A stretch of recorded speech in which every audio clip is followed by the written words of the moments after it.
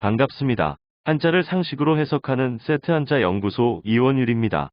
오늘은 세트 한자 제262강으로 지명에 관련된 11번째 시간입니다. 전국의 많은 시 군 중에 주자가 지명에 들어있는 도시 중에서 호남 지방에 속하는 완주, 전주, 광주, 나주의 지명에 대해 살펴보도록 하겠습니다. 먼저 지명에 공통적으로 포함된 고을 주자를 보겠습니다. 고을 주자는 고을 나라, 국토 등을 의미하며 흐르는 물을 의미하는 내 천자와 옹기종기 사람들이 모여 사는 곳을 의미하는 점 주자가 3번 연속 결합된 모양입니다.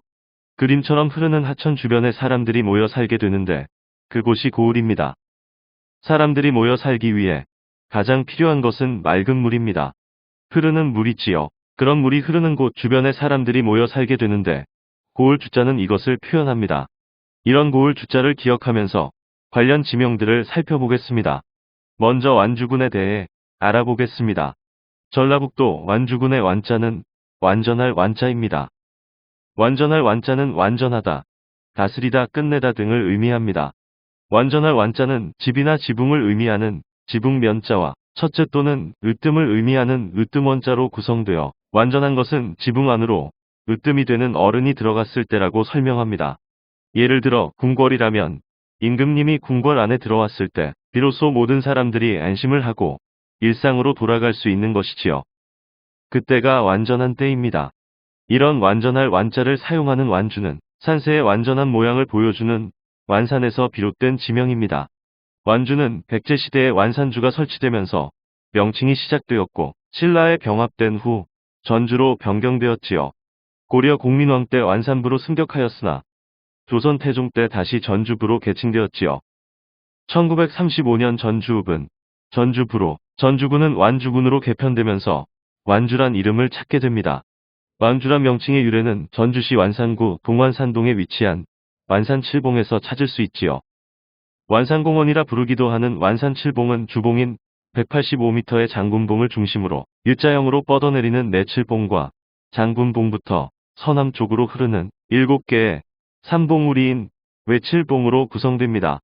통상 외칠봉만을 완산칠봉이라 부르기도 하는데 총 13개의 봉우리를 가진 완산은 비록 크기는 작지만 유명한 큰 산들이 갖추고 있는 특성들을 잘 갖추고 있습니다. 산의 크기는 작지만 완전한 모습을 갖추었다 해서 완산이라 한 것이지요. 이 작은 산이 완주를 대표하는 상징이어서 완산의 완자를 사용해 완주라 정한 것이지요. 완주는 완산에서 비롯된 지명입니다. 이번에는 전주시에 대해 알아보겠습니다. 전라북도 전주시의 전자는 온전할 전자입니다. 온전할 전자는 온전하다, 완전하다 등을 의미합니다. 온전할 전자는 안으로 들어간다는 의미의 들 입자와 임금을 의미하는 임금 왕자로 구성되어 임금이 안으로 들어왔을 때가 온전할 때라고 설명하지요. 이런 온전할 전자를 사용하는 전주는 완주에서 파생된 이름입니다. 완주에 완전하다는 것이나 전주에 온전하다는 것은 결국 같은 뜻이기 때문에 서로 번갈아 사용했던 것이지요. 앞서 완주군을 설명한 대로 전주와 완주는 같은 역사를 가졌습니다.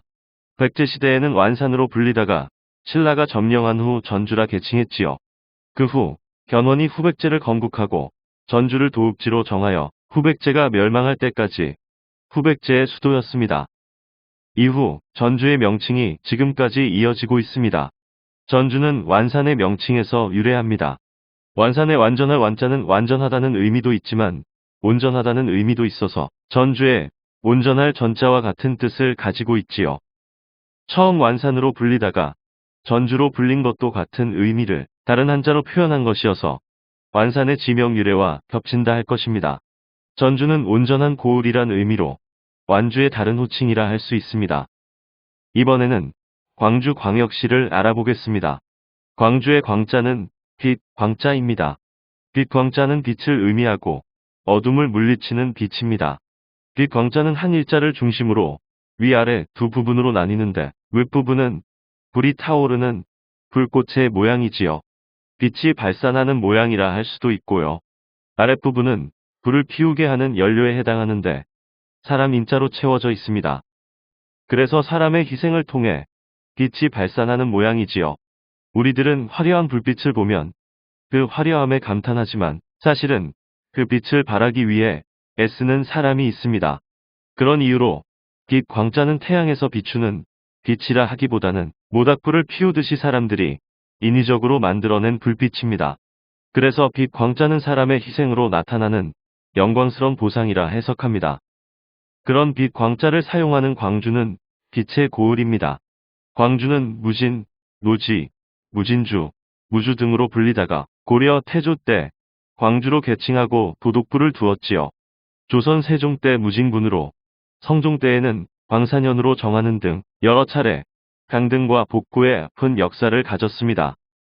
1948년 정부 수립과 함께 광주부로, 이듬해에는 광주시로, 1986년에는 광주직할시로, 1995년에는 광주광역시로 변경되었습니다. 처음 광주란 이름이 등장한 고려 태조 때로 거슬러 가보면 후백제가 멸망하고 고려 건국과 함께 이전의 무사의 고을이라는 의미의 무주에서 광주로 개명했습니다. 이 지역의 호족들은 후백제가 멸망하는 과정에서 왕건에 적극적으로 협력하였고 고려 건국에 큰 도움을 주었지요.